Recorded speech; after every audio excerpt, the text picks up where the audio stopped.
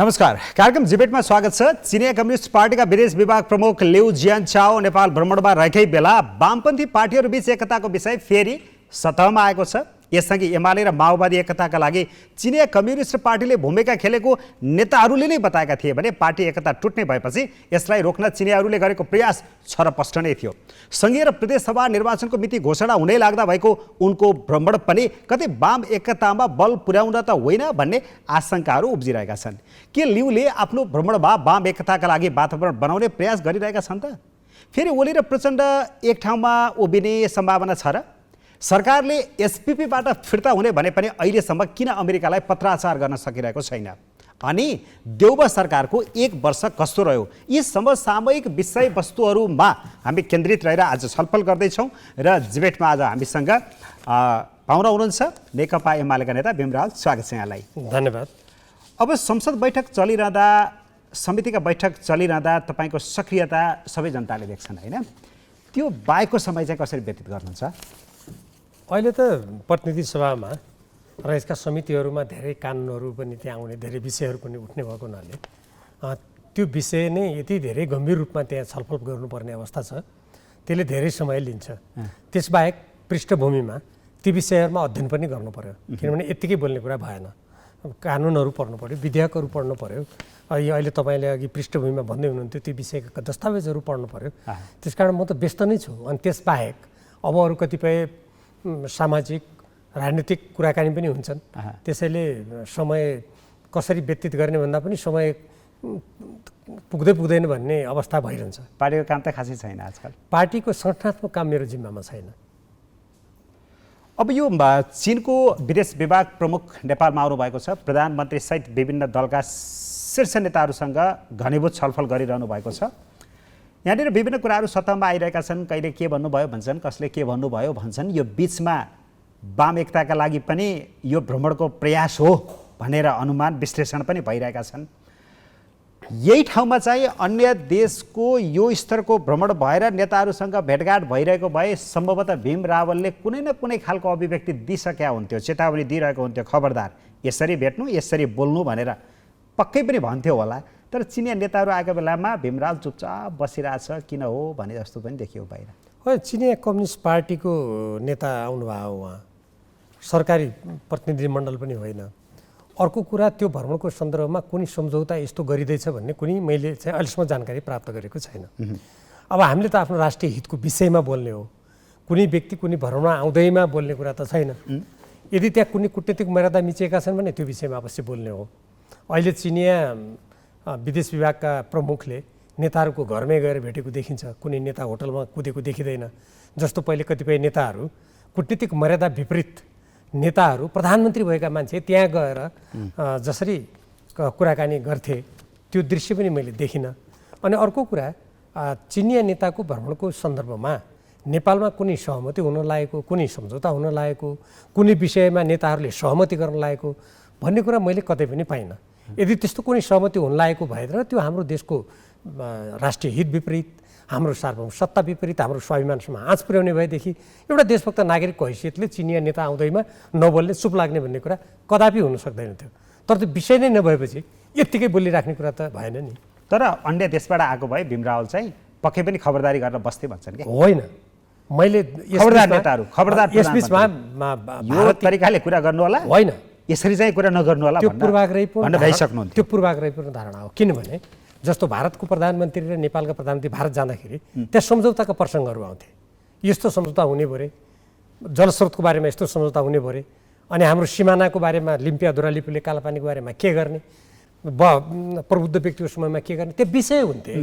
त्यो विषयमा चर्चा गर्ने विषय त यहाँ पनि छ। अब तपाईँले अलिकति भन्नु, त्यस्तै गरेर अमेरिकाको कुरामा यत्रो संवेदनशील राज्य साझेदारी कार्यक्रमको कुरा आउँछ। तिब्बती शरणार्थीको शिविरमै अमेरिकी सहायक मन्त्रीले भ्रमण गरिन्, होइन? सबैले हामीले देखेको कुरा हो। एमसिसीको विषय छ, विषयमा बोल्ने कुरा हो नि त। अब कुनै देशप्रति पूर्वाग्रह राखेर कुनै देशको नेता भ्रमण आउने बित्तिकै यो त्यत्तिकै बोल्नुपर्ने भन्ने त्यस्तो हुँदैन। यदि कुनै मान्छेले त्यस्तो सोचिया छ भने तपाईँको यो कार्यक्रम मार्फत म प्रश्न पारिदिन्छु, त्यो पूर्ण रूपमा गलत सोचाइ हो। तर बिआरआईका कुरा त उठेका छन् अहिले पनि, होइन? बिआरआईको त मात्र कुनै सम्झौता गर्ने कुरा त केही पनि छैन। नेपाल सरकारको प्रधानमन्त्री या राजनीतिक दलका नेताहरूले बिआरआईमा हामी चीनसँग यस्तो कुनै सम्झौता या कुनै विषयमा छलफल गर्ने कुनै के प्रसङ्ग छ र? मैले त सुनेको छैन। तर पनि नेताहरूसँग बिआरएलाई कसरी अगाडि बढाउने या अगाडि बढाउनुपर्छ भन्ने खालको छलफल भयो भन्ने कुरा त भइरहेछ नि त। छलफल त प्रसङ्गवश त कुरा भयो होला, तर जसरी मैले अघि विभिन्न प्रसङ्गका कुरा गरेँ नि, ठोस रूपमा यो विषयमा यस्तो गरिँदैछ, नेपालले यस्तो गर्दैछ, यति प्रस्ताव लाँदैछ भन्ने त केही पनि मैले सुनेको छैन। ओके, अब त्यसो भए त्यो कुरा केही पनि नभइकन यत्तिकै बोल्यो भने त मान्छेले के बुझ्छन् भने जे विषयमा पनि यत्तिकै बोल्नुपर्ने, यत्तिकै भन्नुपर्ने, कस्तो खालको मान्छे भन्ने भन्दैनन् र। चिनिया टोली किन आयो अहिले, किन हो जस्तो लागिरहेको छ? त्यो सोध्नुभयो हुन्छ। विदेश विभाग प्रमुख भएपछि पहिलो विदेश भ्रमण नेपालबाट गरिरहेको छ। त्यो कुरा विश्लेषण योग्य छ। मैले यसका 3-4वटा विषयहरूमा मैले गम्भीर रूपमा हेर्दा ध्यान दिनुपर्छ कि जस्तो मलाई लाग्छ। एउटा त हामीले चीनसँगको विषयमा, चीनसँगको सम्बन्धको बारेमा यो केही समयदेखि यता जुन अमेरिकासँग हामीले मिलेनियम च्यालेन्ज कर्पोरेसनसँग सम्झौता अनुमोदन गऱ्यौँ र त्यसपछि लगत्तै एउटा हाम्रो देशमा विदेशी सैनिक अखाडा हुने, विदेशीहरूको उपस्थिति हुने गरी 10 बुँदे सम्झौता हुन लागेको कुरा बाहिर आयो र त्यो मसौदा नै बाहिर आयो होइन। त्यो मसौदा कति खतरनाक छ भन्ने कुरा त हामी सबैलाई जानकारी छ र त्यो हाम्रो देशको स्वतन्त्र परराष्ट्र नीतिको विपरीत छ, हाम्रो संविधानको विपरीत छ। एउटा सार्वभौम देश नेपाल जस्तो जो अत्यन्त संवेदनशील भू राजनीतिक अवस्थामा छ, त्यसमा नै गम्भीर चुनौती उत्पन्न गर्ने खालको छ एउटा त्यो अवस्था हामीले देख्यौँ। र त्यो सँगसँगै अहिले हामीले एसिया प्रशान्त क्षेत्रमा के देखिरहेका छौँ भने अमेरिका र अमेरिकाका मित्र राष्ट्रहरू विभिन्न सङ्गठनको नाममा, जो हामी सबैलाई धेरै जानकारी पनि छ, ती सङ्गठनको नाममा एकातिर छन् भने चीनसँग सामरिक दृष्टिकोणबाट, व्यापारिक आर्थिक दृष्टिकोणबाट निकै नै प्रतिस्पर्धा भएको अवस्था छ। त्यो अवस्था हामीले देखिरहेका छौँ। चीनको जुन सुशासित तिब्बत छ, प्रदेश तिब्बत छ, त्यो तिब्बतसँगको सम्बन्धमा त्योसँगको सिमाना जोडिएको जुन नेपाल छ, यो चीनको अत्यन्त संवेदनशील क्षेत्र भएको हुनाले नेपालमा जब अमेरिकाका राज्य साझेदारी कार्यक्रम जस्ता कुराहरू अनि भारत अमेरिका र उसका मित्र राष्ट्रहरूसँगको एसिया प्रशान्तको सामरिक सङ्गठनमा समावेश भइरहेको अवस्था, यो अवस्थामा नेपालमा यस्ता गतिविधि भएको हुनाले मलाई के लाग्छ भने कतै हाम्रो दक्षिणी छिमेकी नेपालमा कुनै विदेशी ठुला शक्ति राष्ट्रको उपस्थिति भएर हाम्रो तिब्बतमा सुरक्षाको दृष्टिकोणबाट गम्भीर समस्या त उत्पन्न हुँदैन भन्नेतर्फ चीनको बढी चासो छ कि भन्ने मलाई लाग्छ यो विभिन्न घटना र परिवेशहरू हेर्दाखेरि। र खास गरी राज्य साझेदारी कार्यक्रम र यो मिलेनियम च्यालेन्ज कर्पोरेसनको सम्झौताका सन्दर्भमा त चिनियाहरूका सार्वजनिक प्रतिक्रियाहरू पनि सुन्नमा पढ्नमा आएका छन्। त्यसो भएको हुनाले यो कुनै नेपाल र चीनको बिचको द्विपक्षीयको सन्दर्भ मात्र नभएर अन्तर्राष्ट्रिय र क्षेत्रीय राजनीति भन्दा पनि अझ सुरक्षा सामरिक विषयहरूलाई समेत चीनले दिमागमा राखेर यो चिनिया कम्युनिस्ट पार्टीको विदेश विभागका प्रमुखको नेपाललाई महत्त्वका साथ पहिलो भ्रमणको देश बनाउनुको तात्पर्य कतै त्यो हो कि भनेर विश्लेषण गर्दा देखिने कुरा हो। यद्यपि यहाँबाट चीनले थ्रेट फिल गर्ने स्थिति आयो भने नेपालले आजसम्म नेपालका कारणले भन्दा पनि नेपालमा आउने अन्य शक्तिहरूका कारणले गर्दा तपाईँले भनेको कुरालाई यसरी राख्न सकिन्छ। नेपालले अहिलेसम्म स्वतन्त्र असंलग्न परराष्ट्र नीति अवलम्बन गर्दै आएको हो। नेपालको संविधानको धारा 51 को डमा यो कुरा प्रष्ट रूपमा उल्लेख गरिएको छ। नेपाल कुनै पनि शक्ति राष्ट्रसँग सामरिक राजनीतिक दृष्टिकोणबाट गठजोडमा जान मिल्दैन। यदि कुनै सरकार र कसैले गर्यो भने त्यो संविधान ठाडै मिचेको ठहर्छ। त्यति हुँदाहुँदै पनि केही समयदेखि यता खास गरी अमेरिकी राज्य साझेदारी कार्यक्रम र त्योभन्दा अगाडि मिलेनियम च्यालेन्ज कर्पोरेसन जो हिन्द प्रशान्त रणनीतिको अङ्ग भएको कुरा स्वयं अमेरिकी मन्त्रीहरूले प्रष्ट दुविधा रहित किसिमले भनेका छन्। र त्यसको साथसाथै तिब्बत मामिला पनि हेर्ने अमेरिकी सहायक मन्त्रीले नेपाल भ्रमण गर्दा सोझै तिब्बती शरणार्थीका शिविरहरूमा गएर भेटवार्ता गर्ने कुरा गरेको हामीले देखेकै छौँ। त्यसैले चिनियाहरूले यी सबै गतिविधि हेरेका छैनन् भन्ने कुरा त हुन सक्दैन। ती कुरा सबै हेर्दा अब नेपाल कतै आफ्नो स्वतन्त्र असंलग्न परराष्ट्र नीतिबाट पनि अलिकति एउटा कुनै शक्ति राष्ट्रसँग बढी जोडिने र खास गरी अब यसलाई प्रष्ट शब्दमा भन्नुपर्दा अमेरिकाको सैनिक उपस्थिति नेपालमा तीव्र रूपमा भएर हाम्रो अब दक्षिणी छिमेकीको तर्फबाट तिब्बततिर हामीलाई सुरक्षा चुनौती थपिँदैन भन्ने चिनलाई लागेको हुन सक्दछ। अहिले यो वार्ताको कुरा पनि हामीले समाचार माध्यममा हामीले हेऱ्यौँ भने चीनसँगको कुराकानीमा हाम्रा नेताहरूले प्रधानमन्त्री लगायतका नेताहरूले हामी एक चीनमा दृढ छौँ भने भन्ने कुरा हामी सुन्नमा हामीले आएको छ नि।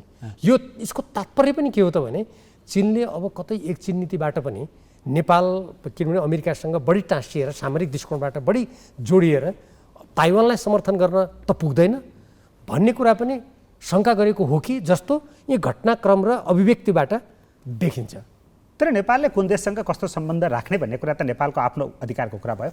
नेपालको अधिकारको हो, तर नेपालले चीनले यसरी धेरै नेपालले अर्को हस्तक्षेप मानिदैन। होइन, एमसीसीमा त्यसरी मुखरित हुनु होइन, यस्तो एमसीसीको बारेमा खुला विरोध गर्नु। नेपालले आफ्नो परराष्ट्र नीति कस्तो हुने, कुन देशसँग कस्तो सम्बन्ध राख्ने कुरा नेपालको अधिकार हो। म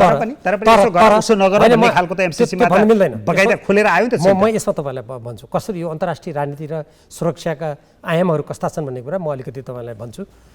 नेपालले कोसँग कसरी सम्बन्ध राख्ने कुरा निसन्देह हाम्रो आफ्नो अधिकार हो, हाम्रो मामला हो। तर कुनै पनि सरकार, कुनै पनि प्रधानमन्त्रीले संविधान विपरीत त गर्न पाउँदैन नि। फेरि त्यो कुरा पनि त्यतिकै महत्त्वपूर्ण छ नि। नेपालले स्वतन्त्र परराष्ट्र नीतिलाई मिच्ने गरी यदि कुनै शक्ति राष्ट्रको यो सैनिक अखडा बनायो भने त जस्तो भारतसँग हाम्रो 1950 को सन्धि छ होइन, र चीनसँग हाम्रो सिमाना जोडिएको छ। अनि उनीहरूले यहाँ सैनिक अखडा बनाएपछि त यो के भएको हो भनेर चासो सरकार राख्ने कुराकानी गर्न त आउने भए। त्यो उनीहरूले आउने नभएर हामीले अर्को शक्ति राष्ट्रलाई यहाँ ल्याएर हाम्रो स्वतन्त्र परराष्ट्र नीति, असङ्लग्न परराष्ट्र नीतिलाई मिचेर अगाडि जान खोजेपछि त्यसले के हुन्छ, जुन अन्तर्राष्ट्रिय क्षेत्रमा ठुला शक्ति राष्ट्रहरूको बिचमा जुन प्रतिस्पर्धा छ त्यो प्रतिस्पर्धा जबरजस्ती हाम्रो देशभित्र भित्रिने खतरा हुन्छ। अनि हाम्रो जस्तो देशले त्यसलाई थेक्न सक्दैन। थेक्न नसकेर अनि के स्थिति के हुन्छ त, ती ठुला देशहरूबाट हामी भ्रमण गर्न आउँछौँ, तिमीसँग कुरा गर्न आउँछौँ भनेपछि खुरुखुरु लुरुलुरु नेताहरूले मान्ने स्थिति सिर्जना हुन्छ। यो ढङ्ग नपुर्याएपछि, कुटनीतिक चातुर्य नभएपछि, आफ्नो अडानमा नबसेपछि यस्ता स्थितिहरू सिर्जना हुन्छन्। एउटा कुरा। दोस्रो कुरा, अब अमेरिकाबाट जस्तो अस्ति केही समय अगाडि अमेरिकाको एउटा उपसहायक मन्त्रीले बोलेको मैले सुनेको थिएँ, यहीँ आएर पनि बोलेका छन्। उनीहरूले चीनको नामै लिएर यहाँ आएर वार्ता गर्न थालेपछि त त्यो के हुन्छ, त्यसले शक्ति राष्ट्रहरूको जुन अन्तर्राष्ट्रिय जुन प्रतिस्पर्धा भइरहेछ त्यसले चुम्बकले चुम्बक तान्छ भने जस्तो अर्को राष्ट्रलाई पनि तान्छ त्यसले। त्यसैले नेपालले आफ्नो स्वतन्त्र असंलग्न परराष्ट्र नीति, पञ्चशीलका सिद्धान्तमा हिँडेर कुनै पनि शक्ति राष्ट्रसँग संलग्न नहुने नीतिमा हिँड्नुपर्ने आवश्यकता त्यसैले परेको हो नि। ठिक छ, अमेरिकाले त्यो खालको दबाब दियो, एकातिरको कुरा भयो। तर चीनले फेरि अमेरिकासँग त्यो खालको सम्झौता नगर भनेर खुलेआम वक्तव्यबाजी गर्नु र त्यसपछि लगातार महत्त्वपूर्ण भ्रमणहरू गर्नु र नेताहरूसँग त्यो खालको छलफल गरिरहनु पनि त हस्तक्षेप। होइन, यसमा दुई किसिमले यसमा तपाईँहरूले विरोध किन नगर्नु? होइन, किन विरोध गरेको छ सुन्नु, यसमा दुईवटा के हुन्छ। यदि अमेरिकाले नेपाल र अमेरिकाको सम्बन्धको क्षेत्रमा अरू कुनै देशको नाम नलिकन यहाँका नेताहरूसँग काम गर्यो भने, अर्को देशले बोल्यो भने त्यो चाहिँ हस्तक्षेप हुन्छ। तर यहाँ आएर अमेरिका या कुनै देशको नेता या प्रधानमन्त्री या कुनै मन्त्रीले सोझै यो तिमीले यस्तो गरेनौ भने यो चीनले गरेको ठहर्छ भने बोल्यो भने उसले त अन्तर्राष्ट्रिय राजनीतिको क्षेत्रबाट त्यसको प्रतिवाद गर्छ नि, स्वतः गर्छ। त्यो विषयमा भने होइन, कुनै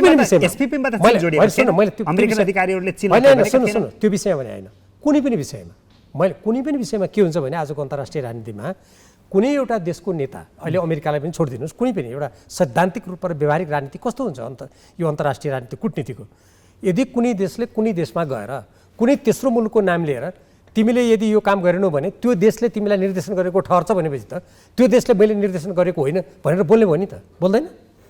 उसको कर्तव्य हुन जान्छ त्यति बेला बोल्नु। जस्तो उदाहरणको लागि भन्नुहोस्, ल एकछिन जर्मनीको कोही व्यक्ति आएर यहाँ, एकछिन अमेरिका र चीनको कुरा छोडिदियो, यहाँ आएर यो तिमीले मेरो यो भनाइ मानेनौ भने भारतले गरेको ठहर्छ भनेपछि भारतको विदेश मन्त्रालयले मैले गरेको होइन, तिमीले गल्ती गर्यौ, तिमी नचाहिने कुरा गर्दैछौ भन्दैन? ओके, अलिकति अगाडि आऊ। यसलाई यसरी बुझ्नुपर्छ क्या। यदि चीनले मान्नुहोस् हामीलाई यहाँ एमसीसी गर या नगर या राज्य फौजदारीमा तिमी जाऊ नजाऊ भन्यो भने त्यो हाम्रो मामिलामा हस्तक्षेप हुन्छ, तपाईँले भने ठिक हो। तर अमेरिकाले यहाँ आएर तिमीले यो एमसीसीलाई अनुमोदन गरेनौ भने चीनले तिमीलाई नगर भनेको म ठान्छु भनेर यहाँ मन्त्रीले बोलेपछि अनि चीनले तिमीले बकवासपूर्ण कुरा गर्यौ, मैले गरेको होइन यो भन्दैन त, स्वतः भन्छ नि। अब एसपीपीमा सहभागी नहुने भनेर सबैले भने, प्रधानमन्त्री, सरकारका अरू मन्त्रीहरू, सेना सबैले भनिरहेछ।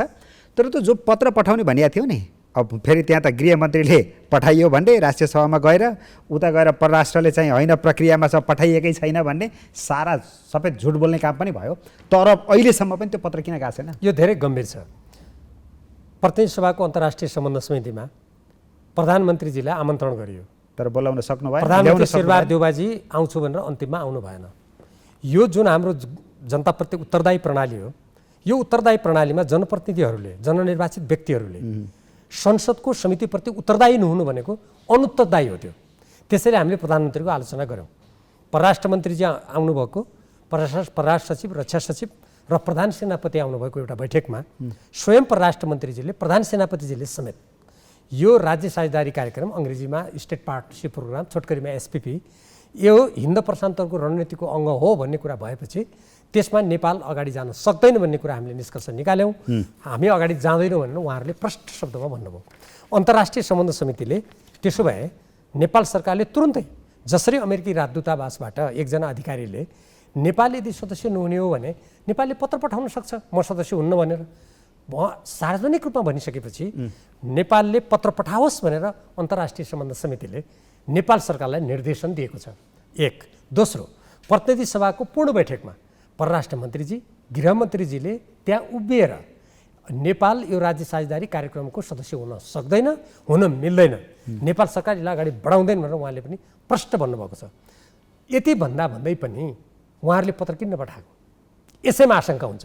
अहिले के कुरा बाहिर सुन्नमा आएको छ भने अब यो जसरी पनि अमेरिकी सेनालाई अमेरिकाको यो राज्य साझेदारी कार्यक्रममा नेपाललाई संलग्न गराउनु पर्छ भन्ने कुरामा प्रधानमन्त्री शेरबहादुर देउवाजी भित्रभित्रबाट लागिरहनु भएको हुनाले उहाँले पत्र नपठाएर यसलाई कुनै अर्को नामबाट, कुनै अर्को प्रक्रियाबाट त्यो काम चाहिँ त्यही गर्ने, तर यसको नाम कतै अर्को गर्न सकिन्छ कि भनेर उहाँले पत्र नपठाएको भन्ने जानकारहरू भन्न थालिसकेका छन्। कूटनीतिक क्षेत्रका व्यक्तिहरू, सुरक्षा क्षेत्रका व्यक्तिहरू यो देशको स्वतन्त्र परराष्ट्र नीतिलाई मिच्ने र एउटा शक्ति राष्ट्रको सुरक्षा छातामुनि जसरी पनि नेपाललाई धकेल्ने काममा प्रधानमन्त्री शेरबहादुर देउवाजी एकदम लाग्नु भएको छ।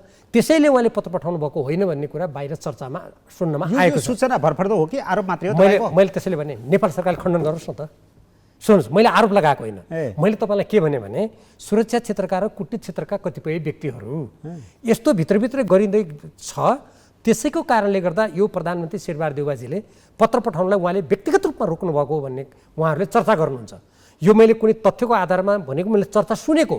यदि यो चर्चा गलत हो भने त शेरबहादुर देउवा प्रधानमन्त्रीजीले परराष्ट्र मन्त्रीजीलाई पत्र किन नपठाएको, तुरन्त पठाऊ भन्यो भने त यी चर्चाहरूको स्वतः खण्डन हुन्छ नि। यदि उहाँले जुन अहिले विलम्ब गरिरहनु भएको छ, यो विलम्ब गरेपछि त जसरी त्यो 10 बुँदे मसौदा बाहिर आयो, त्यो मसौदाको बारेमा पनि के भनाइ छ भने जसरी त्यो मसौदा को कहाँबाट यो उत्पत्ति भयो त, नेपाल सरकारले खोज्नु पर्दैन थियो यदि त्यो कोही व्यक्ति संलग्न भएको थिएन भने।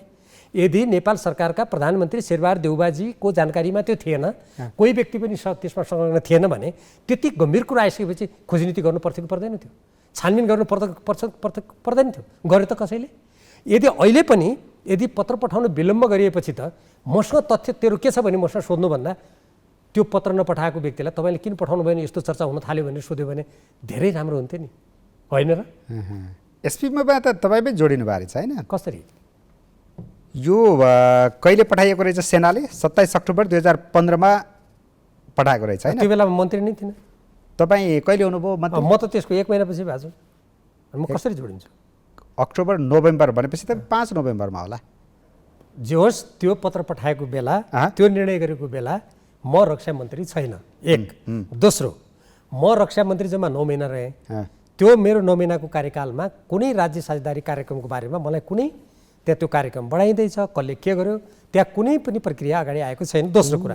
तेस्रो, सुन्नुहोस् न, महत्त्वपूर्ण कुरा, म नै त्यस्तो व्यक्ति हुँ जसले 2019मा तत्कालीन परराष्ट्र मन्त्रीले अमेरिका भ्रमण गर्नु भएपछि यो राज्य साझेदारी कार्यक्रम त्यहाँ सम्झौता गर्ने भयो रे भन्ने बाहिर सञ्चार माध्यममा आएपछि तत्कालीन नेकपाको थाई कमिटीको बैठकमा मैले परराष्ट्र मन्त्रीजीलाई प्रश्न गरेको थिएँ, तपाईँले किन गरेर आउनुभयो, चाहियो यसको कागज चाहियो भनेर माग गर्ने मान्छे हुँ म। आज कतिपय मान्छेहरू त्यति बेला कसैले उठाएको थिएन भन्छन् नि, मैले उठाएको थिएँ। अनि बैठकमा उठाएपछि परराष्ट्र मन्त्रीजीले के भन्नुभयो भने यस्तो केही पनि गरेको छैन, यो भ्रमण मैले केही पनि गरेको छैन उहाँले भन्नुभयो। केही पनि गरेको छैन परराष्ट्र मन्त्री तत्कालीन प्रदीप ग्यावालीजीले। म थाई कमिटीमा थिएँ त त्यति बेला नेकपाको, उहाँ पनि हुनुहुन्थ्यो नि। अनि त्यति बेला त्यहाँ पुष्पकमल दाहाल प्रचण्डजी पनि हुनुहुन्थ्यो, माधव कुमार नेपालजी पनि हुनुहुन्थ्यो, प्रधानमन्त्री केपी शर्मा ओलीजी नहुने कुरै भएन। त्यत्रो मान्छेहरू जीवितै छन् नि त। मैले उठाएको थिएँ। पछि के भयो, त्यसको 2 महिनापछि अमेरिकाको रक्षा मन्त्रालयबाट प्रकाशित हिन्द प्रशान्त रणनीति भन्ने दस्तावेजमा नेपाल र श्रीलङ्का सबभन्दा पछिल्ला 2019मा सदस्य बनेका राष्ट्र हुन् भनेर त्यो सूची मैले पढेँ। त्यो पढेपछि मैले पार्टीमा फेरि यो कुरा उठाएँ, यो कि यसको कागजपत्र चाहियो। मैले अन्तिमसम्म पनि माग्दै रहेँ। मैले परराष्ट्र मन्त्रीजीसँग मागेँ, रक्षा मन्त्रीजीसँग मागेँ र केही सिप नलागेपछि त्यो बेला यो मिलेनियम च्यालेन्ज कर्पोरेसनको सम्झौताको बारेमा कार्यदल बनेको थियो। झलनाथ खनालजी पूर्व प्रधानमन्त्री त्यसको संयोजक हुनुहुन्थ्यो। म र प्रदीप गेवालीजी सदस्य थियौँ। त्यहाँबाट यसका कागजपत्र हामीलाई चाहियो भनेर हामीले लिखित रूपमा पनि माग गरेका छौँ। तर त्यति बेला हामीलाई के भन्यो भने यसको केही पनि छैन भन्यो भने म यत्रो गर्ने मान्छे अनि म कसरी जोडिन्छु? एउटा प्रश्न भीमरावजी, तत्कालीन परराष्ट्र मन्त्री प्रदीप गेवाली अमेरिकामा गएको बेलामा आइपिएसको साझेदार नेपाल पनि बन्ने कुरामा सहमति जनाउनु भयो भन्ने सङ्केत हो तपाईँको? होइन, त्यो त्यहाँ समझदारी गरियो, सहमति जनाइयो भन्ने यहाँका समाचार माध्यमले लेखे र त्यो लेखेपछि मैले यो के हो यसको जवाब दिनु पर्यो, कागजपत्र के सम्झौता गर्नु, सम्झौताको प्रतिलिपि चाहियो भनेर मैले थाई कमिटीको बैठकमा उठाएँ। थाई कमिटीको बैठकमा उहाँले भन्नुभयो मैले केही पनि गरेको छैन, त्यस्तो सहमति भएको छैन, कागजपत्र केही पनि छैन भन्नुभयो। केही पनि छैन परराष्ट्र मन्त्रीले भने जबरजस्ती केही गर्ने कुरा आएन। तर त्यतिले पनि चित्त नबुझेर मैले फेरि लिखित रूपमा यसको कुनै कागजको एउटा चिठी छ भने पनि चाहियो भनेर लिखित रूपमा माग गरेको छ। तर के भन्यो त्यति बेला? केही पनि छैन भन्यो। केही पनि छैन भनेपछि त अब आफ्नो हातमा छैन त्यो, होइन निर्णय गर्ने कुरा। पछि एसकेपीमै साझेदार बन्नको लागि पत्राचार भएको रहेछ, प्रस्ताव अब अहिले देखियो पत्राचार भएको रहेछ भनेपछि या त त्यति बेलाको रक्षा मन्त्री र परराष्ट्र मन्त्रीजीलाई त्यो पत्राचारको बारेमा जानकारी नभएको हुनु पर्यो, होइन? किनभने मलाई थाहा नभएको। रक्षा मन्त्री नै हुनुहुन्थ्यो त्यो बेलामा? होइन, पत्राचार गरिसकेपछि त तपाईँ रक्षा मन्त्रीबाट त म हटिसकेको थिएँ नि। रक्षा मन्त्री भए त आफै खोजिहाल्थेँ नि। होइन, यो प्रश्न 27 अक्टोबर 2015मा पत्राचार भयो, सेनाले पत्र पठायो, तपाईँ कतिमा हुनुभयो? 5 नोभेम्बरमा मन्त्री भएको होइन? त्यसपछि मलाई मिति अहिले त्यो अङ्ग्रेजी मिति मलाई थाहा छैन। त्यसको धेरै पछि तपाईँ मन्त्री हुनु भएको छ? म भएँ। हो, मैले जान्न खोजेको अथवा आम दर्शकले जान्न खोजेको कुरा, तपाईँ त्यो मन्त्रालयमा गइसकेपछि त्यो चिठीको बारेमा तपाईँलाई थाहा भयो? कहाँबाट कसले भनेन थाहा हुन्छ? रक्षा मन्त्री सेनाले भन्छ त मन्त्रालयमा जानकारी गरेको हो, यो त मन्त्रालयमा त म जानुभन्दा अगाडि मन्त्रालयलाई जुन त्यो बोधार्थ पठाइएको थियो, अब बोधार्थ त कुन सेक्सन अफिसरको फाइलमा बस्यो होला, मलाई के थाहा हुने भयो त? कि त सेक्सन अफिसरले पेश गर्नु पर्यो मलाई, कि प्रधान सेनापतिले आएर भन्नु पर्यो? अब कसैले नभनेपछि यो खालको चिठी पठाइएको छ मन्त्रीज्यू यस अगाडिको डेटमा अथवा पहिला क्याबिनेट भनेर तपाईँलाई कसरी जानकारी दिएन? भन्नु, म मन्त्रीबाट हटिसकेपछि थाई कमिटीको बैठकमा र सारा पत्र दिएर म चिठी पत्र खोज्ने मान्छे, रक्षा मन्त्री भावे आदेश दिएर चिठी ल्याऊ भनिदिन्थ्यो होला? तपाईँलाई कस्तो लाग्छ? भनिदिनु थियो होला? म मन्त्रीबाट हटेपछि त्यसको चर्चा हुँदा त कागजपत्र खोज्ने मान्छे, अनि मन्त्री हुँदा थाहा पाए कागजपत्र तुरन्त फाइल झिकाउँदैन थियो होला? अझ कुनै चर्चै नभएको विषयमा त मान्छेको अन्तर्यामी कसरी कल्पना गर्न सक्छ भन्नु? तर पत्र त पठाइया रहेछ। अब त्यो कसरी थाहा पाउने त? त्यो त थाहा हुनुपर्ने होइन? कसरी थाहा हुन्छ? असो त होइन, तपाईँलाई थाहा नभए पनि थाहा त दिनुपर्ने हो नि त त्यो, होइन? दिनुपर्ने त मलाई त्यति बेला खास गरी सेनाले जानकारी गराउनु पर्थ्यो। हो, मैले त्यो भन्न खोजेँ। हो, तपाईँ जानकार हुनुपर्ने थियो नि त? पर्थ्यो त, अब गरेन जानकारी। अब छिन्न उत्तराधिकारी भन्ने कुरा त तपाईँले पनि त्यसको जिम्मेवारी लिनुपर्ने स्थिति आयो नि त? प्रशासनमा तपाईँ हामीले बुझेको कुरा के हो भने कतिपय कुराहरू कि त सार्वजनिक भइसकेका कुरामा सम्बन्धित मन्त्रीले खोज्ने हो, होइन? खोज्नुपर्छ, उसको कर्तव्य हो। यदि कुनै पनि चर्चा नभएको विषयमा कसैले बोधार्थ दिँदैमा त्यो तपाईँलाई थाहा छँदैछ नि हाम्रो प्रशासनमा कस्तो छ? त्यो बोधार्थको चिठी त कसको फाइलमा बोधार्थ भन्छ उसले थन्काइदिन्छ कि? प्रदीप गेवालीको अमेरिका भ्रमणपछि चाहिँ यो विषय तपाईँलाई जानकारीमा आयो बल्ल? त्यही जानकारी आएर त मैले मागेँ, त्यसपछि थाई कमिटीमा मागेँ। अनि मैले भन्न खोजेको थिएँ आइपिएसमा साझेदार बन्नेको कुरा चाहिँ प्रदीप गेवाली अमेरिकामा गएको बेलामा चाहिँ सहमति भएको रहेछ भनेर तपाईँले भन्न खोजे हो? होइन, मैले त्यस्तो भने होइन, मेरो भनाइ जस्तै बुझ्नुहोस् न। उहाँ फर्किसकेपछि सञ्चार माध्यमले लेखे, समाचार माध्यमले लेखेपछि मैले म त सञ्चार माध्यम एकदम हेर्छु सबै, त्यो हेरेपछि मैले थाई कमिटीको बैठकमा परराष्ट्र मन्त्रीसँग माग गरेँ, प्रधानमन्त्रीसँग माग गरेँ, त्यो कागज चाहियो मलाई। तपाईँले अघि भनिसक्नुभयो, अलिकति अगाडि जाऊ। अब यो चिनिया टोलीको यो भ्रमणको विषयमा मैले अघि पृष्ठभूमि पनि गरेको थिएँ नि, वाम एकताको कुरा फेरि पनि चर्चामा आएको छ, चुनाव पनि नजिकै छ, फेरि पनि चिनले वाम एकता चाहिरहेको छ अथवा कम्तीमा पनि चुनावमा वाम गठबन्धन खोजिरहेको छ भन्ने कुरा चाहिँ कति सत्य हो अथवा यसको छनक केही पाउनु भएको छ? अब हेर्नुहोस्, म त कुनै त्यो कमिटीमा पनि छैन, यस्तो कुनै वार्तामा पनि छैन। त्यो चिनिया प्रतिनिधिमण्डलले कहाँ के कुरा गरे मलाई समाचार माध्यममा तपाईँले जति हेर्नुहुन्छ तपाईँको भन्दा पनि कम थाहा पाउँछ होला म, किन तपाईँ त अझ धेरै जानकारीमा जानुहुन्छ होला सञ्चारकर्मीको हिसाबले, त्यो मलाई जानकारी छैन। थाहा नपाएको विषयमा यत्तिकै बोल्ने भन्ने कुरा त्यति उचित हुँदैन। र जो वार्तामा गएका व्यक्तिहरू छन्, मैले अहिले पनि समाचार सुन्दै थिएँ, त्यो वार्तामा यस्तै वाम एकताको बारेमा चिनिया विदेश विभागका प्रमुखले के भन्नुभयो भन्ने प्रश्नको उत्तरमा त्यहाँ भएका व्यक्तिहरूले के भन्नुभएको छ भने उहाँहरूले हामीलाई यसबारेमा केही पनि भन्नु भएन, यो तपाईँहरू एक हुनुहुन्छ कि के सिद्धान्त अपनाउनुहुन्छ, यो तपाईँहरूको आन्तरिक मामला हो, यो तपाईँहरूले निर्णय गर्ने कुरा हो, यसमा हाम्रो भनाइ केही पनि छैन भनेर उहाँले भन्नुभयो। तर उहाँले एउटा कुरा के भन्नुभयो भने एक चीन नीति, नेपालको जुन नीति हो त्यसमा हामी खुसी छौँ भनेर उहाँले भन्नुभयो। यो नेपालले आफ्नो बारेमा आफै निर्णय गर्नुपर्छ भन्ने कुरामा जोड दिनुभयो भनेर त्यहाँ वार्तामा गएका व्यक्तिहरूले सञ्चार माध्यममा भनेको कुरा सुनेको हो मैले। तर यो आशंका किन गरियो अथवा यो चर्चा किन गरिएको छ भने नेकपा फुट्दै गर्दाखेरि चिनिया राजदूतको जो खालको सक्रियता देखिएको थियो, नफुट यो पार्टी फुटेको राम्रो हुँदैन भन्ने विषयमा, त्यस कारणले गर्दा एकता गराउन यो टोली आएर जोड दिइरहेछ कि भनेर आशंका गरिएको छ। मलाई त्योभन्दा पनि अर्को कारणले व्यक्ति मान्छेहरूले भनेका हुन् कि जस्तो लाग्छ। त्योभन्दा पनि किनभने अब चिनिया कम्युनिस्ट पार्टी त कम्युनिस्ट पार्टी हो होइन, चीन समाजवादी देश हो। अब यहाँका कम्युनिस्ट पार्टीहरूले कतिको समाजवाद मानेका छन्, कतिको मार्क्सवाद मानेका छन्, त्यो बेग्लै विषय छ। तर नाम त सबैको कम्युनिस्ट पार्टी छ होइन। कम्युनिस्ट पार्टी छ, सबै कम्युनिस्ट पार्टीका नेता हामी कम्युनिस्टै हौँ भन्छन्, कोही कोही त माओवादी हौँ पनि भन्छन्। त्यसो भएर यी समाजवादी कम्युनिस्ट माओवादी, चीनबाट पनि समाजवादी नेता आएको हुनाले पक्कै पनि यो कुरा भयो होला भन्ने त्यो पनि मान्छेको हुनसक्छ, अनुमान होला होइन। त्यो पनि अथवा पहिला एकता हुँदाखेरि पनि चीनले चाहिँ जोड दिएको थियो अथवा चीनले चाहेको थियो भनेर केही नेताले भनेका कारणले गर्दाखेरि पनि एकता जुन अहिले आशंका गर्ने ठाउँ त त्यो पहिले जुन एकता हुँदाखेरिको जुन त्यो भनाइ छ नि, त्यो त 100% गलत हो। किनभने त्यति बेला म आफै पार्टीको उपाध्यक्ष थिएँ, मलाई सबै कुरा थाहा छ। त्यो बेलामा आम निर्वाचन आउनुभन्दा अगाडि अब पार्टी एक हुनुपर्छ, पार्टी एक भएपछि हामी समाजवादको बाटोमा पनि जान सक्दछौँ भनेर त्यति बेला हामीले आफै कुरा गरेको मलाई राम्ररी थाहा छ। र एउटा मसौदा बनाइएको थियो जहाँ त्यसमा केही साथीहरू खट्नु भएको थियो, नेताहरू। हामीले कुराकानी गरेर अब हामी कम्युनिस्ट पार्टी किन विभाजित हुने, किनभने निर्वाचनमा त्यसो गऱ्यो भने बहुमत आउँदैन, बहुमत नआएपछि हामी आफ्ना कार्यसूचीहरूलाई कार्यान्वयन गर्न सक्दैनौँ, यो गरौँ भनेर त्यसरी हाम्रो भित्रै छलफल भएको कुरा मलाई राम्ररी थाहा छ। त्यो बेलामा कुनै चिनिया कुनै भारतीय कोही व्यक्ति आएर ल तिमीहरू यसो गर, अब स्वयं केपी शर्मा ओलीजी र प्रचण्डजीले गरेको भए मलाई थाहा छैन, हामीलाई जानकारी नदिएर केही गरेको भए। तर मैले त्यहाँसम्म भएका छलफलहरू जुन मैले देखाएको छु त्यो बेला हाम्रो एकदमै विशुद्ध हाम्रो आन्तरिक आयाम र कम्युनिस्ट पार्टीलाई एक बनाएर बहुमत ल्याएर देशलाई चलाउने आकाङ्क्षाले त्यो एक भएको हो। पछि अब विभाजन भएको बेलामा पनि मैले त कहीँ पनि कुरा गरेको मैले आफूले त देखेको होइन। तर त्यति बेला पत्रपत्रिकामा पढ्दाखेरि होइन यो नफुट भनेर भनियो भन्ने कुरा राजदूत घर घरमा गएको त टिभीमा पनि देख्नु भयो, त्यो ठिक छ। घर घरमा म तपाईँलाई भनौँ, मैले नेपालमा एउटा आश्चर्य मलाई लाग्छ, तपाईँले यो गएको 1 वर्षमा घर घरमा को राजदूत कहाँ कहाँ गयो भनेर तपाईँले हेर्नुभयो भने साँच्चीकै भन्नुहुन्छ भने एउटा सार्वभौम स्वतन्त्र एउटा देशले कूटनीतिक मर्यादा कायम गर्नुपर्ने, आफ्नो स्वाभिमानलाई आफै कायम गर्नुपर्ने कुराहरू कैयौँ ठाउँमा भङ्ग भएर त्यो त नलेखेको पत्रिकाले अरू देशको राजदूतको चर्चा हुँदैन। एउटा पहिले भारतीय राजदूतको चर्चा हुन्थ्यो खुब, त्यो पनि आजकल हुँदैन। भारतीय राजदूत कति ठाउँमा जानुभयो, कतिपय समाचार आउँछ, त्यति चर्चा हुँदैन। अमेरिकी राजदूत, भारतीय राजदूत र चिनिया राजदूत गएपछि अलि चर्चा हुन्छ। अरू राजदूतहरू कति कसको घरमा गयो भन्ने कुरा यहाँ चर्चै हुँदैन। त्यो त नेपालको हेर्नुहोस्, मैले भन्नुपर्छ, म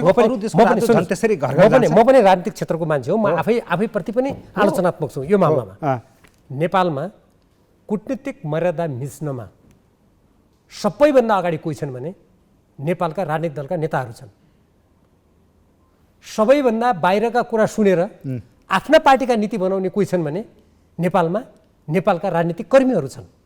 यो नै नेपालको अहिलेको दुर्दशाको कारणमध्ये एउटा महत्त्वपूर्ण कारण हो। हेर्नुहोस्, यदि नेपालले आफ्नो प्राकृतिक स्रोत, आफ्नो साधन, आफ्नो जनशक्ति आफ्नो देशमा लगाउने, जसरी अरू देशले आफ्नो राष्ट्रिय हितलाई, मलाई अलिकति टुङ्गिहाल्नु, जसरी आफ्नो राष्ट्रिय हितलाई सर्वोपरि राखेर आफ्नो संविधान कानुन बमोजिम आफ्ना कुरा अरू देशलाई प्रष्ट भन्ने यदि गरेको भए आज हाम्रो देश जुन आर्थिक सङ्कटतिर जाँदैछ नि, अर्को श्रीलङ्का हुँदैछ कि भनेर स्वयं नेताहरू नै भन्न थालेका छन् नि, यो स्थितिमा हाम्रो देश जाँदैन थियो। अब यो कमजोरी त हाम्रो देशको ठुलो कमजोरी हो। यो कमजोरी राजनीतिक क्षेत्रबाटै आएको कमजोरी हो। हेर्नुहोस्, तपाईँले भन्नुभयो अघि यो चीन, अमेरिका र भारतको राजदूतको मात्रै अलिअलि चर्चा हुन्छ, त्योभन्दा बाहिरको त कहाँ को जान्छन् भन्ने विषयमा चर्चै हुँदैन, समाचारै आउँदैन भनेको अरू देशका राजदूतको दौड अथवा भेटघाट त्यो खालको बाक्लो छ अरूको पनि? धेरै हुन्छ हो, धेरै हुन्छ। संविधान निर्माणको बेला त मैले कतिसम्म देखेको छु भने जस्तो यो कतिपय संविधानमा राखियो नि कतिपय विषय होइन, त्यहाँ प्रत्यक्ष रूपमा हस्तक्षेपकारी भूमिका खेलेको मैले देखेको छु। कुन विषय जसको मैले प्रतिवाद पनि गरेको छु। कुन विषय राख्दा? अब जस्तो भन्नुहोस्, उदाहरणको लागि हाम्रो यो धर्मनिरपेक्षताको विषय उदाहरणको लागि, अनि यो मृत्युदण्ड राख्ने कि हटाउने भन्ने विषय उदाहरणको लागि होइन। अब त्यस्तै हाम्रा यो प्राकृतिक साधन स्रोतहरूको प्रयोग गर्ने जुन हामीले यो 2/3 चाहिन्छ भनेको थियौँ। अहिले हेर्नुहोस् त संविधानको धारा 279 को लाई निष्क्रिय बनाएको छ। हेर्नुहोस् लगानी बोर्डको नाममा हाम्रा साधन स्रोतहरू हेर्नुहोस् त संसदले कुनै नियन्त्रण गरेको छ, जबकि राजनीतिक दलले त्यो भनेको छ। आज तपाईँ हेर्नुहोस्, आज जबकि हाम्रो देशको बजेट बनाउने कुरामा यसमा म सानो प्रसङ्ग भनिहालौँ, आज राजनीतिक दलका नेताहरू आफ्ना बाबु आमा भाइ भतिजा छोराका नाममा शालिग बनाउने। हेर्नुहोस् बजेट, राज्यको बजेट यो गर्न पाइन्छ। अपराध यस्तो मान्छेलाई अरू देशमा कारावासमा जानुपर्छ, पद त्याग्ने मात्रै होइन। हेर्नुहोस् एउटा हाम्रो म तपाईँलाई भनिहाल्छु, त्यो त्यसबाट शिक्षा लिए त राम्रो हुन्थ्यो। आज त्रिचन्द्र कलेज हेर्नुहोस्, म पनि त्यहाँ पढेको हुँ।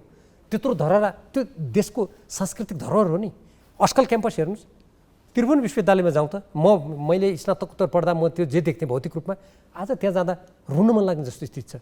त्यहाँ बाँझो भत्किन लागेको छ, तर यहाँ के हुन्छ, डाँडो हुन्छ, अग्लो डाँडा, त्यो डाँडामाथि उभिएर तपाईँ सारा देख्नुहुन्छ फाँटके भ्यू टावर, दृश्यावलोकन स्तम्भ। हेर्नुहोस् म आउँछु यहाँनिर आउँछु, अझै व्याख्या गर्ने समय दिन्छु म। मैले अलिकति भनिहालेँ, यस्तो खालको मानसिकता, यस्तो खालको स्थितिमा अनि सहजै यो बाह्य कूटनीतिक क्षेत्रका मान्छेहरूले सहजै हस्तक्षेप गर्ने, दबाब दिने। आज त्यो पीडा नेपालले भोगिरहेको छ। होइन, एउटा महत्त्वपूर्ण कुरा गरिरहनु भएको छ, भारत चीन र अमेरिका बाहेकका अन्य देशका राजदूतहरूको सक्रियता भन्ने कुरामा कुन देशका राजदूतहरूको त्यो खालको सक्रियता छ? यस्तो हुन्छ हेर्नुहोस्, म अहिले एउटा देशको प्रतिनिधि सभाको सदस्य पनि हेर्नुहोस् होइन, अब एउटा विषय वा प्रसङ्ग नआइकन, कुनै विषयवस्तु नभइकन मैले फलाना देशका राजदूतले यसो गर्यो अथवा संविधान लेखनको बेलाको कुरा सुन्नु, अलिकति सुहाउँदैन। म तपाईँलाई यति मात्रै भन्छु, प्रतिनिधि सभाको सदस्यको हैसियतले, म हिजो नेकपा एमालेको उपाध्यक्ष पनि हुँ होइन, एउटा यत्रो मैले 5 दशक काम गरेको छु, मैले देखेको छु नि। नेपाल भन्ने देश यस्तो भयो अहिले, यस बिचमा नेपालका कतिपय नेताहरूको बाह्यको शक्तिका सामु झुक्ने, शक्तिको लागि विदेशीको भक्ति गर्ने जुन तरिका अपनाइएको छ नि, यसले नेपालमा भएका धेरै देशका राजदूतहरूको त्यस प्रकारको गतिविधि नेपालमा केही वर्षदेखि यता धेरै चर्को नै छ। म यति चाहिँ भन्न सक्छु। ओके, अब तपाईँले बोल्न चाहनुहुन्न भने त म जबरजस्ती गर्ने कुरा पनि हुँदैन। थोरै अलिकति पछाडि नै फर्काउँछु।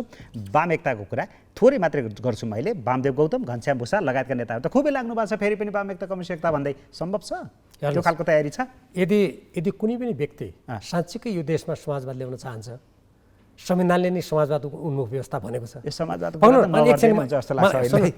लाग्ने कुरा आफ्नो ठाउँमा छ, तर नेपालको संविधानले लेख्दा लेखेको छ नि, लेखेको छ। र यो नेपाललाई समृद्धि सुखी बनाउँछन् त नेताहरू सबै भन्छन् नि। यदि त्यो दिशामा जाने हो भने नेपालका राजनीतिक दलहरूको टुक्रिने, विभाजन हुने प्रक्रिया बन्द हुनुपर्छ। यो कुनै कम्युनिस्टको मात्रै होइन। हेर्नुहोस्, मैले यदि जिम्मेवार नागरिकको लागि सोध्छु भने म काङ्ग्रेस पनि सग्लो भएर अगाडि जानुपर्छ भन्ने मान्यता राख्छु। एकछिन म भनिहाल्छु। त्यसकारण म आफै एउटा मार्क्सवादमा विश्वास गर्ने कम्युनिस्ट पार्टीको सदस्यको हैसियतले म आफै के भन्छु भने, यो जुन विभाजन गरेर खिचडी पकाउने, सत्ताको लागि खेल खेल्ने काम यो देशको हितमा छैन। नेपालका कम्युनिस्टहरू यदि कोही सच्चा कम्युनिस्ट छन्, नेपाललाई सार्वभौम बलियो शक्तिशाली देश, कसैले नहेप्ने देश बनाउन चाहन्छन् भने उनीहरूले तुरन्त एक हुनुपर्छ।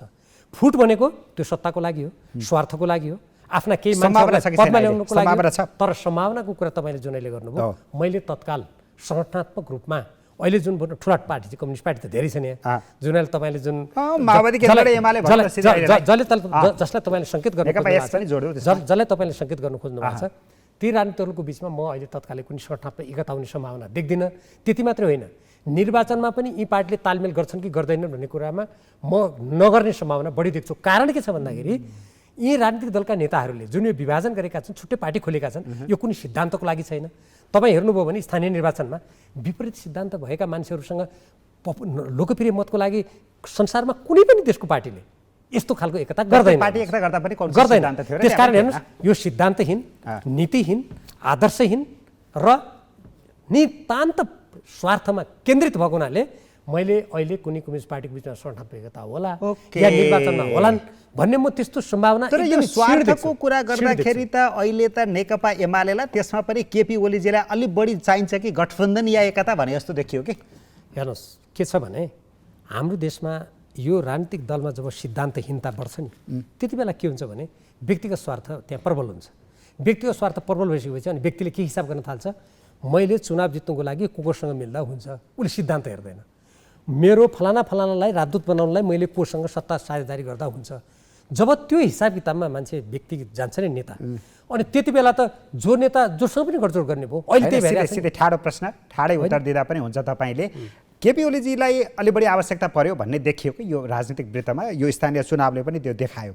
अहिले नै सबै सरकारबाट हात धोएर बसे अवस्था, स्थानीय तहको निर्वाचनको परिणाम हेर्ने हो भने अबको निर्वाचनमा पनि सङ्केत खासै राम्रो नदेखिँदा उहाँ बढी अग्रसर हुनुहुन्छ कि भन्ने छ। यो मानिसहरूले यो पछि मात्रै हेरे, म अर्को पछि हेर्छु। शेरबहादुर देउबा, पुष्पकमल दाहाल प्रचण्ड र माधव नेपालजीहरू तिनैजनालाई आफ्नो निर्वाचन क्षेत्रमा हार्छु कि भनेर उहाँलाई चाहिएको छैन तालमेल, के चाहिएको छैन भन्ने ठान्नु भएको छ। उहाँहरू किन नेपाली काङ्ग्रेस र माओवादीको सिद्धान्त के मिल्छ ल भन्नुहोस्। माधव नेपालजी र होइन, उहाँले सुरक्षित एमालेसँग गए पनि त सुरक्षित हुन्छ होला नि त। होइन, म तपाईँले केपी ओलीजीलाई मात्रै चाहियो जुन भन्नुभयो नि, उहाँहरू तिनजना अहिले जति बेला पनि उहाँलाई बढी चाहियो भने गठबन्धन किन भनिरहनु भएको छ। उहाँहरूले, म सिधा भनिदिन्छु, उहाँहरूलाई आउने प्रतिसभाको निर्वाचनमा यदि आफ्नै पार्टीको मात्रै नारा लिएर घोषणापत्र लिएर गयो भने आफू जितिँदैन भन्ने उहाँहरूलाई थाहा छ। त्यसकारण उहाँहरूलाई चाहिएको छैन। शेरबहादुर देउवाजीलाई डडेलधुरामा चाहिएको छ। मैले भन्न खोजेको चाहिँ एमाले अलि बढी आत्तिएको अवस्था अथवा केपी ओलीजी अलि बढी अतालिएको अवस्थाका कारणले गर्दा अलि बढी सजिलो हुन्छ कि उहाँ अलि बढी अगाडि सर्नुहुन्छ कि भन्न खोजेको। सुन, म केपी ओलीजीलाई मात्रै किन भनिराखेको छैन भने सिद्धान्तहीन चुनावी तालमेल माधव नेपालजीले, पुष्पकमल दाहाल प्रचण्डजीले र शेरबहादुर देउवाजीले नगरेको भए केपी ओलीजीलाई मात्रै कमल थापा र त्यो परिवार दलसँग चाहिएको रहेछ म भन्थेँ। मलाई भन्ने हिचकिचाट छैन। तर सबैको त्यही हालत छ त। अनि केपी ओलीजीलाई मात्रै चाहियो भनेर भन्नुको त के औचित्य देख्दैन। हेर्नुहोस्, मार्क्सवाद, लेनिनवाद, माओवाद र नेपाली काङ्ग्रेसको प्रजातान्त्रिक समाज कहाँनिर मिल्छ ल मलाई भन्नुहोस्। ठिक छ, यसमा त मैले त्यतातिर जाँदै छैन। दुनियाँले देखेकै छ, सबैले गरेको विश्लेषण नै हो। तर पनि सत्ता स्वार्थ अथवा सत्ताको लालसा प्राप्तिका लागि भए पनि फेरि मिल्ने ठाउँ छ कि आत्तिएको अवस्था हो कि भनेर मात्रै मैले जान्न चाहेको। त्यो लालसाको लागि गर्ने काम त, किनकि प्रचण्डजीलाई त अहिले त सत्ताको त्यस्तो भोग छैन नि त, उहाँ सत्तामै हुनुहुन्छ। कसले भने भोग छैन भनेर? होइन, फेरि पनि प्रधानमन्त्री बन्ने चान्स होला, सजिलो होला। यहाँ तपाईँको भनेमा म संशोधन हाल्छु क्या सानो। केही दिन अगाडि पुष्पकमल दाहाल प्रचण्डजीले के भन्नुभयो भने मलाई एकचोटि प्रधानमन्त्री हुने इच्छा छ, इच्छा भएर मलाई यस्तो गर्न मन छ। अनि तपाईँ सत्ता भोग छैन भन्नुहुन्छ? होइन, भोग भनेको मैले त्यसलाई के भन्न खोजेँ भने त्यसलाई मैले भने त्यो तनाव छैन के। उहाँ अहिले कङ्ग्रेससँग बढी कम्फर्ट फिल गर्नु भएको छ। फेरि पनि अब चुनाव जितेर तेस्रो शक्ति भयो फेरि सरकारमा जाने सम्भावना छ भन्ने उहाँलाई सजिलो होला। एमालेलाई पनि अप्ठ्यारो भयो कि भन्न खोजेको थिएँ। तपाईँले तनाव छैन भन्नुभयो नि, मैले ठिक त्यसको अर्को पाटोबाट भन्छु। विपरीत सिद्धान्त भएका मान्छे अझ जसलाई उहाँहरूले हिजो प्रतिक्रियावादी भन्नुभएको थियो त्यसलाई टाउकोमा राखेर राज्य साझेदारी सम्झौतादेखि लिएर बजेट हेर्नुहोस्। आज मैले अघि भनिहालेँ, त्यता नजाउँ हो। अनि यी सारा गतिविधि गर्दाखेरि पनि ठिक छ भनेर अनि अहिले अध्यादेश हेर्नुहोस्। हिजो त्यो संवैधानिक परिषद सम्बन्धी अध्यादेश जसको कागज लिएर म राष्ट्रपति भवन पुगेको थिएँ, म र प्रतिनिधि सभाका सदस्य पम्फा भुषालजी, हामी दुईजना गएको। सबै प्रतिनिधि सभाका सदस्यको हस्ताक्षर लिएर शेरबहादुर देउवाजीले वक्तव्य निकाल्नु भएको थियो, सबैले विरोध गरेको थियो। आज के भयो हेर्नुहोस् त, विधेयक ल्याएर राष्ट्रिय सभामा यिनै शेरबहादुर देउवाजी, यिनै पुष्पकमल दाहालजीको गठबन्धन सरकार, यिनै माधव नेपालजीले पेश गर्नुभयो कि भएन? अनि तनाव छैन भन्नुहुन्छ तपाईँ? तिनीहरूका दिमागमा तनाव नभए हिजो जुन केपी ओलीजीले संविधान मिच्यो यसैलाई प्रतिगमन भनेर उहाँहरूले भनेको कुरा आज आफूले गर्दा उहाँहरूले कुन चाहिँ गमन गर्नुभयो त? त्यसैले हेर्नुहोस्, त्यहाँ तनाव पनि छ। म तपाईँलाई भन्छु, त्यहाँ तनाव पनि छ, सत्ताको स्वार्थ पनि छ, चरम चरम चरम यो राजनीति कसरी आफ्नै ढडियामा राख्ने भन्ने रात दिन धुन पनि छ। त्यसमा त शङ्कै भएन, त्यसैको परिणाम भएन। उहाँ त त्यो बाटो सोधाइसक्नु भएको छ, देखाइसक्नु भएको छ। त्यहाँ अर्को कुरा, अर्को उठेको प्रश्न पनि जान्न चाहेँ तपाईँबाट। यो सरकार परिवर्तनको पनि अलिअलि प्रयास भएको छ भन्छन्, भित्रभित्र हो र त्यस्तो केही छनक पाउनु? अब यसलाई त म खासै ठुलो अर्थ ठान्दिनँ। किन भन्नुहुन्छ भने अब 4 महिनापछि आम निर्वाचन हुनुपर्नेछ। अनि यसबिच सरकार परिवर्तन होला कसैको चाहना जस्तो भन्नुहोस् न। यदि सरकार परिवर्तन भएदेखि मैले चाहेको मान्छे गृहमन्त्री भएदेखि धाँधली गर्थेँ कि त्यहाँ प्रहरी प्रशासन लगाएर फाइदा हुन्थ्यो कि? वा अर्को मन्त्री भएदेखि जसरी करका दर परिवर्तन भयो भने रातारात यत्रो आइरहेको छ, त्यसै गरेर अलिअलि कतैबाट सोर्थेँ कि? अहिले हेर्नु हतियार ल्याउने भनेको छ नेपालमा। मैले यो जोड्न चाहेको होइन, यही सरकार परिवर्तनसँग जोड्न चाहेको होइन। अब भन्नुहोस् सरकार परिवर्तनको कुरामा नेपालमा म त्यसैसँग जोड्नु यो दृष्टिसँग जोड्नुपर्ने विषय चाहिँ हो। हामी आज विदेशी मुद्राको सञ्चित घट्यो, देश कतै श्रीलङ्का चाहिँ शोधानन्तर स्थिति बिग्रियो, तरलताको अभाव छ देशमा, एकदम विदेशी ऋण एकदम थुपरिएर आज 42% ऋण पुगिसक्यो भनेर हामी चिन्ता गरिरहेका छौँ होइन। सरकार के गर्छ? इटालीबाट हतियार ल्याउँछ। अहिले चुनाव जब 4 महिनापछि छ, होइन यस्तो स्थितिमा सरकार परिवर्तनको विषयमा त्यही पनि 4 गुणा बढी महँगो पैसा तिरेर भन्ने पनि समाचार आछ। यद्यपि सही गलत त्यो पनि आछ। त्यसकारण कतिपय मान्छेमा के हुनसक्छ भने यी सबै कुरामा चाहिँ एकदम ओठ मिठाएर राज्य सत्ताको दुरुपयोग गर्ने, यस्ता साधन स्रोतहरू कुम्ल्याएर चुनावमा जान पाए हुन्थ्यो भनेर कतिपय मान्छेले सोचेको हुनसक्दछ। किनभने त्यही सत्ताको खेलमा छ नि। नभए भन्नुहोस् 6 महिनाको लागि तिमी मन्त्री, 6 महिनाको लागि म मन्त्री, हुन्छ यस्तो कतै? यो राज्य भन्ने कसैको व्यक्तिगत सम्पत्ति हो र? यही हुन्छ। आफ्नो पार्टीको व्यवस्थापन गर्न कसैलाई खुसी पार्नको लागि राज्यको मन्त्रालय बाँड्न पाइन्छ, तर यहाँ गरिएको छ। त्यसो भएको हुनाले त्यो दृष्टिकोणबाट कसैले सरकार बन्न पाए हुन्थ्यो, आफूले भने परिवर्तन गर्न पाए भन्ने हुनसक्छ। तर मेरो विश्लेषणमा अब यो अहिलेको स्थितिबाट एकदमै नयाँ सरकार बनिहाल्ने अहिलेको परिस्थितिले गर्दा म त्यसको सम्भावना एकदमै छिटो देख्छु। अब हामीसँग 10 मिनट छ। म तपाईँलाई अलि ऱ्यापिडली क्वेसनहरू अलि बढी जान्न चाहन्छु। यो सरकारको समीक्षा गर्नुहोस् त, 1 वर्ष कस्तो रह्यो यो सरकार? यो सरकारले राष्ट्रिय हित पनि हेरेन, राष्ट्रिय सुरक्षा पनि हेरेन र जे गर्छु भनेको थियो त्यसको विपरीत दिशातिर गयो। भ्रष्टाचार कम गर्यो, परराष्ट्र मामिला बडो सन्तुलित बनायो भनेर आज भनिरहेको। परराष्ट्र मामिलामा त सैनिक गठबन्धन नै गर्न खोज्यो, 10 मुद्दे त्यत्रो मसौदा बाहिर आयो। अरू देशमा अब कठघरामा उभिनु पर्थ्यो, अब यहाँ त स्वतन्त्र रूपमा हिँडिराखेका छन्। कुनै पनि क्षेत्रमा प्रधानमन्त्री शेरबहादुर देउवाजी र गठबन्धनका नेताहरूले जे प्रतिज्ञा गर्नुभएको थियो, तपाईँले बजेट पढ्नुहोस्, नीति तथा कार्यक्रम पढ्नुहोस्, ठिक विपरीत दिशातिरको यात्रा आरम्भ गरेको छ। त्यो गन्तव्य हिँड्छ। तर माधव नेपालले त यदि यो गठबन्धनको सरकार हुँदैन थियो भने त एसपीपी ओलीजीले पास गरिसक्नुहुन्थ्यो पहिले भन्नुहुन्छ। होइन, उहाँले के गर्नुहुन्थ्यो जस्तो भन्नुहोस् न, कुनै व्यक्तिले नराम्रो काम गर्यो अरे क भन्ने मान्छेले, अनि मैले के दाबी गरेँ भने क भन्ने व्यक्तिले नराम्रो काम गरे हुनाले मलाई देऊ भने, मान्छेले सोचे यसलाई दिउँ भने, अनि मैले त्योभन्दा नराम्रो काम गर्ने, अनि मान्छेलाई भन्ने के भने त त्यो अर्को मान्छे भए त उसले गरिसक्थ्यो भन्ने, आफू त्यही गर्ने। हेर्नुहोस्, को मान्छे ठिक भन्ने कुरा उसले आफ्ना क्रियाकलापबाट आफ्नो औचित्य पुष्टि गर्नुपर्छ।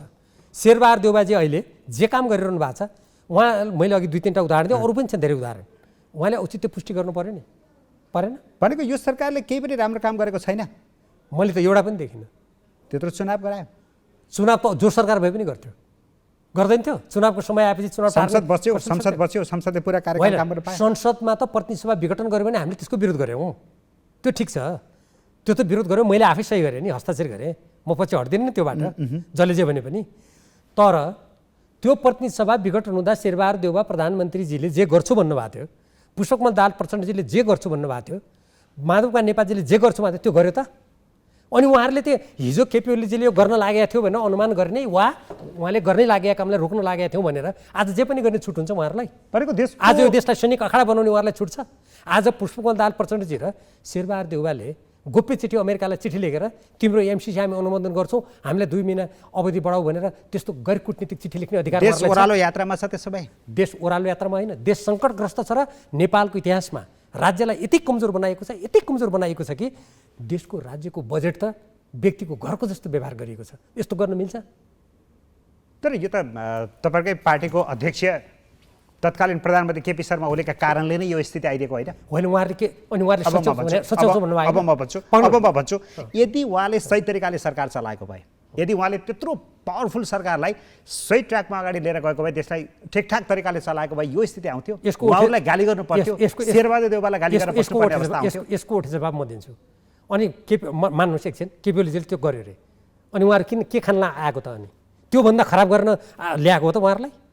उहाँहरूले किन केपी ओलीलाई हामी विस्थापित गर्छु भने त? त्यसो भए यदि उहाँहरूले आएर आफ्नो औचित्य, राष्ट्रिय स्वाधीनता, स्वतन्त्रता, अखण्डता, देशको अर्थतन्त्र, जनताको हित, राज्यको बजेटलाई राज्यको बजेट जस्तो मर्यादा कायम गर्ने, कूटनीतिक मर्यादा कायम गर्ने यदि उहाँहरूले गर्नुहुन्न भने उहाँहरूले अनि केपी ओलीजीलाई विस्थापित गर्नुपर्ने कारण के? संविधान अहिले शेरबहादुरजीले त्यो संवैधानिक परिसमिति कानुन किन ल्याएको त? अनि केपी ओलीजीले त्यो ल्याउँदाखेरि विरोध हुने, प्रतिगमन हुने, शेरबहादुरले ल्याउँदा महान प्रजातन्त्रवादी हुने? अनि तपाईँलाई अहिले पछुतो लागेको छैन? केपी ओलीजीले जे गर्दा विरोध गरियो, तपाईँले आफै पनि ब्रुक उफ्रेर त्यो पार्टीले त्यहाँसम्म पुर्याइदिनु भयो, केपी ओलीजीलाई बालकोट पुर्याइदिनु भयो, आखिर शेरबहादुर देउवाले त्यही गरिरहेछन्। मलाई सुन्नुहोस्, गल्ती गरिएछ क्या भन्ने भयो? सभा विघटन, म संविधानको मसौदाकार मध्येको एकजना भएको हुनाले प्रतिनिधि सभा विघटन गर्न पाइँदैन जबसम्म विकल्प छ भन्ने कुरा उहाँहरू तपाईँले नाम लिएका सबै नेताहरूले मान्नुभएको हुनाले म देशको संविधानको पक्षमा उभिएँ, आफू इमान्दारीका साथ प्रतिनिधि सभाको एउटा सदस्यको कर्तव्यमा उभिएको हुँ, मलाई त्यसमा कुनै पश्चाताप छैन। तर दुःख केमा छ भने यी नेताहरूले जे गर्छु भन्नुभएको थियो त्यसका विपरीतका काम गरेको हुनाले यसमा चाहिँ अवश्य पनि दुःख छ र देश कुन कठिनाइमा जाने हो भन्ने चिन्ता अवश्य छ। अनि यो कठिनाइमा जान थालेकोमा अहिले केपी ओलीजीले बडो सल्लाह सुझाव दिँदै हिँड्नु भएको छ, बडो ज्ञानगुणका कुरा बाँड्नु भएको छ। अब देश श्रीलङ्का जस्तो हुनसक्छ है, यही गतिले देश चलायो भने भन्नुभएको छ। उहाँ चाहिँ जोगिनुहुन्छ श्रीलङ्का जस्तो भयो भने? कोही पनि जोगिँदैन। त्यो केपी ओलीजीको मात्रै कुरा के गर्छ, तपाईँ र म पनि जोगिन्न।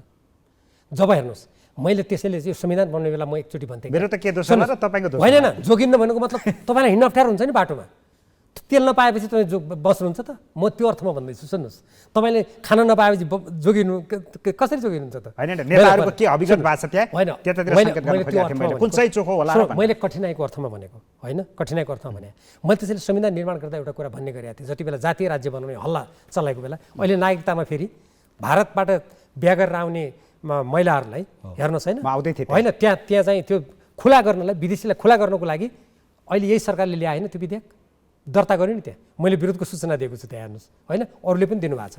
यो त्यो एउटा उदाहरण। नेपालको पहिचान मेटिएको देशभित्र कुनै व्यक्तिको र कुनै समुदायको पहिचान भेटिने हुन सक्दैन। त्यस कारण देश पराधीन हुने, विश्व सैनिक अखाडा हुने, देशको स्वतन्त्र परराष्ट्र नीति हनन हुने, देशको अनि स्वाभिमान त्यहाँनिर आउँछ, आर्थिक समृद्धि हुन्छ, त्यो सम्भव छैन। त्यस कारणले गर्दा यदि हिजो कसैले गल्ती गरेको थियो भने म राम्रो गर्छु, त्यसले गल्ती गर्यो म त्यसलाई विस्थापित गर्छु भने दाबी गर्नेले त गरेर देखाउनु परेन? ठिक छ। अब नागरिकता विधेयक किन तपाईँ फेरि विरोध? यो भीम रावलजी जे कुरा गर्यो त्यसको ठ्याक्कै एन्टी करेन्टमा जानुहुन्छ, विरोध गरिहाल्नुहुन्छ र चर्चामा आउनुहुन्छ। मलाई एउटा खुसी कुरा के लाग्छ भन्दा कहिलेकाहीँ भन्दाखेरि नि धेरै मान्छेले कुरा उठाइराखेका हुन्छन्। भीम रावलले नै उठायो भन्दा ठिकै छ नि त, सबैको प्रहार मैले लिन्छु, खुसी हुन्छ म त्यो अर्थमा। तर सुन्नुहोस्, अब नागरिकता कुरामा गर्छु। नागरिकता विधेयक 2075 सालमा तत्कालीन सरकारले ल्यायो। केपी शर्मा ओली प्रधानमन्त्री हुनुहुन्थ्यो होइन? 2 वर्ष राज्य व्यवस्था समितिमा छलफल, 2 वर्ष कति राज्यको साधन स्रोत खर्च भयो होला। त्यो त्यहाँबाट पारित भएर अहिले मन्त्री हुनुहुन्छ शशि श्रेष्ठजी, उहाँ सभापति हुनुहुन्थ्यो, उहाँले प्रतिनिधि सभामा त्यसको प्रतिवेदन पेश गर्नुभयो। यो प्रतिनिधि सभा नियमावली बमोजिम के हुन्छ भने छलफल भएर आएर त्यहाँ प्रतिवेदन पेश गरिसकेपछि त्यो प्रतिवेदनलाई कि स्वीकार गर्नु पर्यो कि अस्वीकार गर्नुपर्छ त्यो प्रतिनिधि सभाले। अहिलेको सरकारले के गर्यो, त्यत्रो अभ्यास गरेको ल्याएलाई फिर्ता लगिदियो। एक। दोस्रो, त्यो फिर्ता लिनुको कारण के भयो? त्यो प्रतिवेदनमा के कुरा उल्लेख छ भने अरू नागरिकतामा संविधानले जसलाई अधिकार दिएको छ त्यो दिने कुरा छ। र म व्यक्तिगत रूपमा पनि नेपाली कुनै पनि व्यक्तिले सहज रूपमा नागरिकता खोजेको बेला पाउनुपर्छ। कुनै पनि व्यक्ति त्यसमा भेदभाव पर्नु हुँदैन भने मेरो अटल विश्वास छ। तर सँगै मेरो दृढ विश्वास के छ भने नेपाल जस्तो अब भारत 2023मा संसारको सबभन्दा बढी जनसङ्ख्या भएको देश बन्दैछ, चीनलाई उछिन्दैछ। उत्तरतिर चीन त्यत्रो विशाल जनसङ्ख्या भएको देश छ। भारतमा जब आसामका 40 लाख व्यक्तिहरूलाई नागरिकता दिनुपर्छ भन्दा भारत सरकारले अस्वीकार गरिदियो, पूर्ण रूपमा अस्वीकार गरिदियो। त्यति कडा छ। हाम्रा चेलीहरू भारतमा बिहा गरेर गयो भने नागरिकता पाउन निवेदन दिन 7 वर्ष कुर्नुपर्छ। अनि नेपाल जस्तो मुलुक विदेशको लागि खुला ढोका गर्ने मुलुक हुन सक्दैन यो भन्ने मेरो दृढ विचार छ। अहिले के गर्न खोज्दैछ सरकारले? जुन राज्य व्यवस्था समितिबाट 2 वर्ष छलफल गरेर कुनै पनि विदेशी नेपालमा बिहा गरेर आएपछि उसले 7 वर्ष पर्खिनुपर्छ, निवेदन दिनुपर्छ भन्ने जुन त्यहाँ प्रावधान राखेको थियो त्यो हटाउनुको लागि यो फिर्ता लिएको। त्यसको साथसाथै नागरिकताका अरू जुन प्रावधानहरू नेपालीले सजिलै पाउने, विदेशीले सजिलै नपाउने जुन प्रावधानहरू त्यहाँ जहाँ जहाँ छन् ती सब हटाउनुको लागि सरकारले यो काम गर्दैछ। अनि यो राष्ट्र हितमा छ त यस्तो? त्यसकारण विरोध गरेँ मैले। अनि भीम रावलको मेरो व्यक्तिगत के लिनु दिनु छ? अब एउटा प्रश्न, 7 वर्षपछि पाउने नागरिकता बिहे गरेर आउन साथ दिँदाखेरि के बिग्रियो भन्ने प्रश्न उठ्यो कि? त्यसो भए त भारतले पनि त हाम्रा जाने बित्तिकै हामीलाई दिँदै के बिग्रिन्थ्यो? चीनले दिँदा के बिग्रिन्थ्यो? यो त कस्तो तर्क भयो भने नि, होइन हामी नेपाली त के गरौँ, संसारभरि नागरिकता पाएकालाई दिउँ न। अहिले नेपालमा हाम्रो 3 करोड जनसङ्ख्या भएको छैन। हाम्रो आज खाद्यान्न हेर्नुहोस्, 47 अरबको खाद्यान्न 1 वर्षमा आयात भयो। अनि यसमा के भारतले के गर्छ भन्ने हामीले प्रतिक्रिया जनाइहाल्ने अथवा त्यसै जनाउने होइन? जसरी भारतले, जसरी चीनले, जसरी अमेरिकाले, जसरी बेलायतले आफ्नो देशको नागरिकता बाहेक अरू देशको नागरिकतालाई कडा गर्छ, आउन दिँदैन। बेलायतमा के भयो? राजकुमारी अमेरिकन त्यहाँ बिहा गरेर आएकीले हेर्नुहोस् नागरिकता पाएन, निवेदन 5 वर्ष पर्खिनु पर्यो। अनि नेपाल जस्तो मुलुक जसका यत्रा ठुला देशहरू छन् जसले 45 अरबको त धान चामल आयात गर्छ, खाने खाद्यान्न कोदो आयात गर्छ, अनि त्यो देशले भारत जस्ता विशाल देशलाई खुला छोडिदिने, जोसुकै आऊ भन्ने, अनि यो नेपाललाई सिद्ध्याउने मेलो होइन जनसङ्ख्याको राजनीतिबाट? यति पनि बुझ्न सकिँदैन।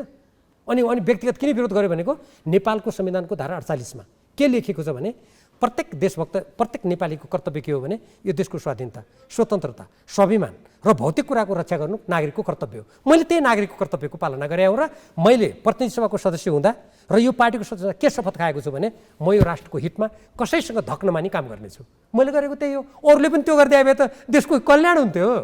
हस् भीमरालजी समय सक्यो धेरै धन्यवाद छ धन्यवाद।